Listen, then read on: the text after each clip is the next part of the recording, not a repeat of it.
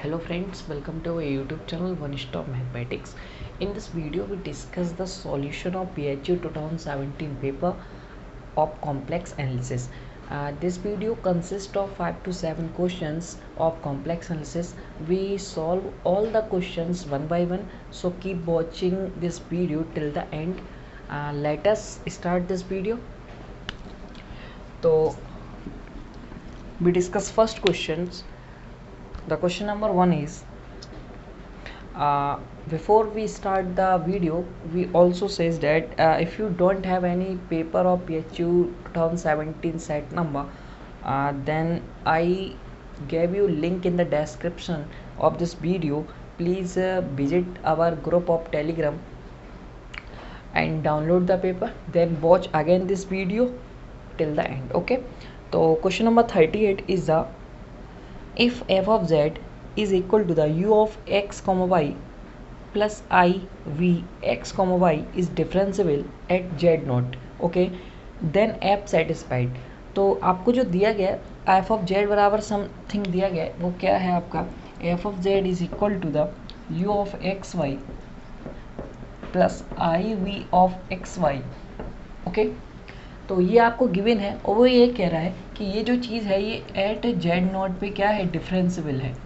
क्या है, डिफरेंसिबल है. यदि डिफरेंसिबल है तो ये कंटिन्यूस 100% होगा, क्योंकि कंटिन्यूस होता है तो डिफरेंसिबल 100% नहीं है, और डिफरेंसिबल है तो ये कंटिन्यूस भी होता है. ओके, तो उसका मैं यूज़ नहीं करना है, बट हमने फॉर नॉलेज आपको बता दिया. तो आपको एक कंडीशन सेटिस्फाइड करानी है, जिसमें फर्स्ट कंडीशन आपकी स्क्रीन डिस्प्ले पे आ रहा होगा, क्वेश्चंस के ऑप्शंस वगैरह. तो f x Z not is equal to minus I times F by Z not. The second one is f x Z not बराबर i times F by Z not. Okay, and third one is f by Z not is equal to f x Z not, and the fourth one is f by Z not is equal to the minus times F x Z not. Okay, तो हमें basically निकालना क्या है, F X and F Y निकालना है at Z point, Z not point. Okay, तो सबसे पहले वही निकालने थे, then F X at Z not is equal to, मैं इसको आप u ऑफ एक्स वाई नहीं लिखूंगा, मैं u लिख लेता हूँ सिंपली. ओके, तो del u upon del x, because we differentiate partially with respect to x, this represent we differentiate partially with respect to x. तो del u upon del x plus i times del v upon del x, this is equation first. Okay, and F by means b partially differentiate of this function with respect to y. Z naught is equal to dever u upon dever y plus I times dever v upon dever y. और आपको क्या given है कि ये differentiable है at Z not पे. Friends, आपको एक कंडीशन इसमें सपोज करनी पड़ेगी, अदरवाइज आप इसको, इसके ऊपर जो कंडीशन आपको ऑप्शन दे रखे हैं उसे आप कैलकुलेट नहीं कर पाएंगे. जैसे कोई फंक्शन डिफरेंसिबल होता है एट एनी पॉइंट और उसके नेबरहुड में भी वो डिफरेंसिबल बना रहे, तो वो जो फंक्शन हो जाता है वो क्या हो जाता है, एनालिटिक हो जाता है. ओके, तो आपको यहाँ पे ये नहीं बताया गया, उसमें यही कहा गया है कि ये जो फंक्शन है ये एट जेड नॉट पे क्या है, डिफरेंसिबल है. यदि आप ये भी मान लेते हैं कि जेड नॉट के नेबरहुड में भी डिफरेंसिबल है, तो यहाँ से आप क्या कह पाएंगे कि जो फंक्शन है ये क्या है, एनालिटिक है. किस पॉइंट पे, जेड नॉट पॉइंट पे. ये चीज़ आपको समझ में आ रही है. तो ये एनालिटिक है इस पॉइंट पे, तो ये सी आर इक्वेशन को भी सेटिस्फाइड करेगा, कॉची रीमन इक्वेशन को. आप समझ रहे हैं ना, मैं यहाँ से क्या कह पा रहा हूँ कि ये जो फंक्शन है वो एनालिटिक है. ठीक है, जब ये एनालिटिक हो गया तो वहाँ से हम क्या कह पाएंगे कि ये सी आर इक्वेशन को सेटिस्फाइड करेगा. ओके, जब सी आर इक्वेशन को सेटिस्फाइड करेगा तो यहाँ पे हम सी आर इक्वेशन का यूज कर सकते हैं. ओके, तो सी आर इक्वेशन क्या होता है friends, u x is equal to we Y and we x is equal to minus time you y. U x represent del u upon del x, v y represent del v upon del y, and we x represent del v upon del x, and u y represent del u upon del y. Okay, then we replace this term by this term. तो del u upon del y is equal to the minus time del v upon del x, then this replace by c are equation, del u upon del y is equal to the minus times del v upon del x. Okay, and this term replaced by dever v upon dever y with the first equation dever u upon dever x. Okay,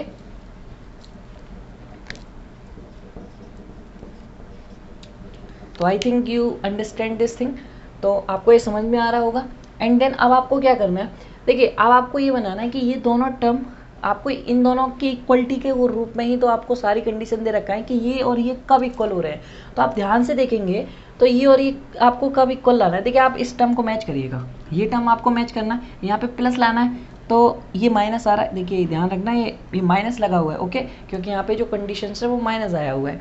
आपको ये पहली बात तो यहाँ plus करना है and I times लाना है। तो आपको जो मैं कहूँ मल्टीप्लाई मैं कर दूँ माइनस आई टाइम्स का, ओके, तो यहाँ पे क्या आ जाएगा, प्लस आ जाएगा एंड माइनस प्लस आई आ जाएगा। That means this term is equal to this term.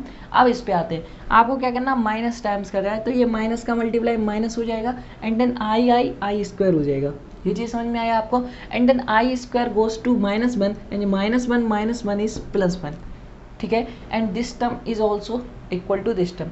Then equation first and second becomes, या from equation first and second,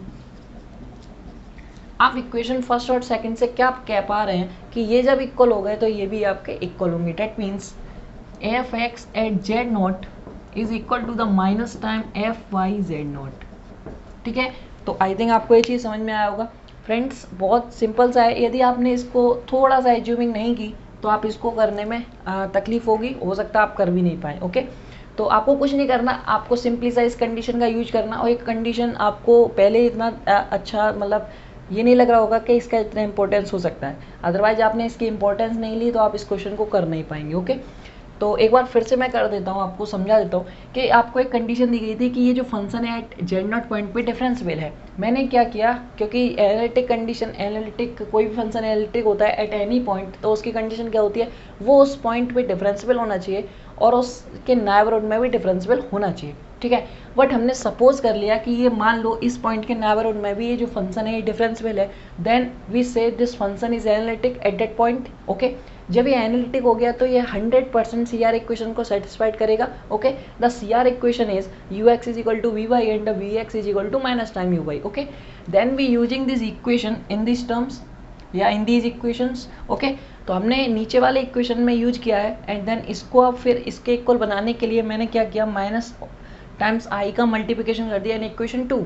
तो ये क्या हो गए, इक्वल हो गए। जब ये आपका राइट हैंड साइड इक्वल है तो left hand side will be equal. Then we get F X at Z not is equal to the minus I times F by Z not. तो अब हम लोग अपना ऑप्शन में ला लेते हैं, आप भी देख सकते हैं, ठीक है। यदि आपने नोट किया होगा क्वेश्चन तो आपके पास ऑप्शंस होंगे and then the first option is okay. तो फर्स्ट ऑप्शन आपका ट्रू ऑप्शन है। Then we move on another question. तो आई थिंक आपको बहुत अच्छे से समझा पाया मैं। आपको फिर भी कोई रिगार्डिंग एनी डाउट है तो आप डिस्क्रिप्शन में आपको ग्रुप का लिंक दिए गए हैं और वहाँ पे आप हमसे आके व्हाट्सअप पे या फिर टेलीग्राम पे आके ज्वाइन कर सकते हैं, ठीक है। तो आई थिंक आपको चीज़ें पसंद आ रही हैं और समझ में आ रही है। देखिए समझ में आना बहुत इंपॉर्टेंट चीज़ है आपके लिए क्योंकि पेपर बहुत नज़दीक आ गया है। तो चलिए the question number 39 is read with me, consider the following two statements. आपको 2 स्टेटमेंट्स दिए गए हैं इस क्वेश्चन में और आपको दोनों स्टेटमेंट को सॉल्व करना ही पड़ेगा क्योंकि जो ऑप्शन दिए गए हैं वो ऐसे ही दिए गए हैं कि 1 is true, 2 second is false, first is true, second is true, okay. तो इस तरीके के आपको एग्जाम्पल ऑप्शंस दिए गए हैं तो आपको दोनों स्टेटमेंट को देखना ही पड़ेगा। तो there exist no analytic function F of Z such that real part of F of Z. तो आपको जो क्वेश्चन में दिया गया वो real part of F of Z बता रहा है। क्या दिया गया है, वाई स्क्वायर माइनस 2x। और आप जानते हो the real part of F of Z will be U of X Y, okay. The U of X Y is equal to the Y square minus 2x, okay. तो अब मैं second भी पढ़ लेता हूँ। सेकंड पार्ट में क्या कह रहा है, the phi of X Y. तो मैं क्या कर रहा हूँ, मैंने फाई को यू मान लिया है तो नो प्रॉब्लम क्योंकि चीज़ तो सेम ही है। तो y square does not satisfy the equation del 2 upon del x square plus del 2 upon del y square is equal to 0। ये लाप्लास इक्वेशन है और कोई भी फंक्शन जैसे u है या v है वो लाप्लास इक्वेशन को सेटिस्फाइड कर देता है तो वो हार्मोनिक हो जाता है। यदि कोई फंक्शन हार्मोनिक हो गया तो उससे हम कह सकते हैं क्या वो एनालिटिक होगा, नहीं कह सकते। देखिए एक कंडीशन भी आपको बता देता हूँ, यदि u इज हार्मोनिक देन ये कह सकता है कि f ऑफ जेड एनालिटिक है। नहीं कह सकता। यदि ये हार्मोनिक है तो एफ ऑफ जेड एनालिटिक हो भी सकता है और नहीं भी, ठीक है। बट इसका जो रिवर्स कंडीशन देखूँ मैं तो ये हमेशा ट्रू होगा। यदि एफ ऑफ जेड एनालिटिक है तो हमेशा जो u होगा या v होगा दोनों क्या होंगे, हार्मोनिक होंगे, क्योंकि वो जो है सी आर इक्वेशन को सेटिस्फाइड करते हैं। ये हार्मोनिक की कंडीशन यदि आप निकालना चाहो तो सी आर इक्वेशन के थ्रू ही आप प्रूव करते हो, ठीक है। उसी को तो आप x के रेस्पेक्ट में और y के रेस्पेक्ट में जरा आप पार्शियल डिफ्रेंशिएट करोगे तो प्रूफ में इनका काम आता है। तो वो सी आर इक्वेशन कहाँ से आती है, एनालिटिक से। तो 100% यदि कोई फंक्शन एनालिटिक है तो वो आपका हार्मोनिक होगा, मतलब उसके जो कंजुगेट है तो u और v है ना, u का कंजुगेट v है और v का कंजुगेट u है, तो ये दोनों क्या होंगे, आपके हार्मोनिक होंगे। ओके, तो ये चीज़ आपको समझ में आई।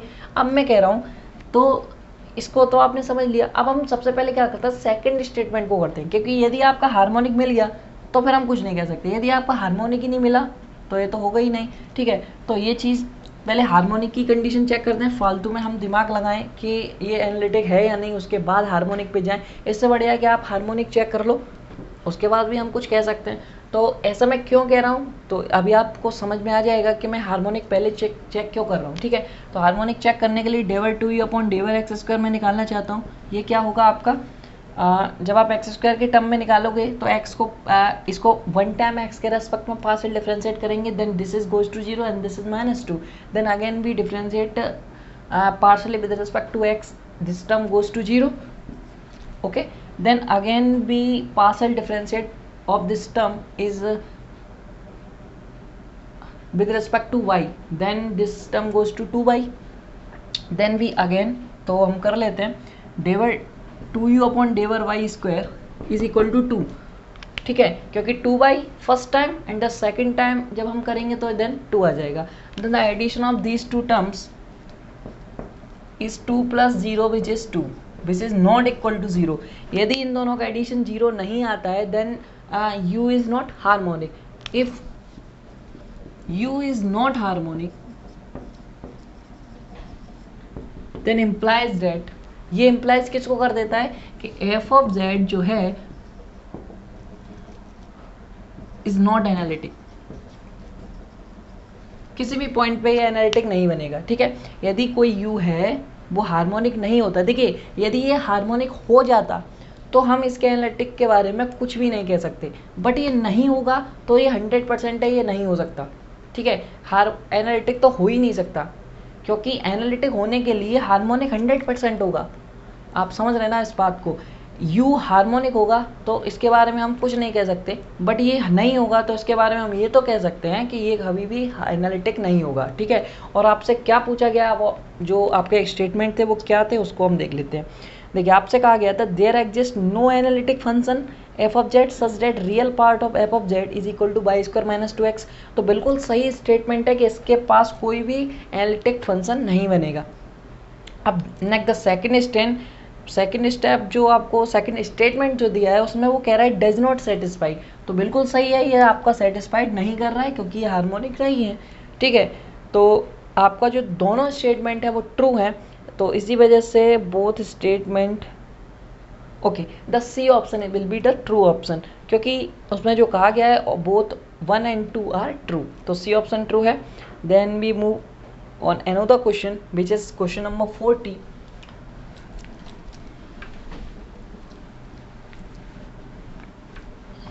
चलिए, the question number 40 is 1 plus i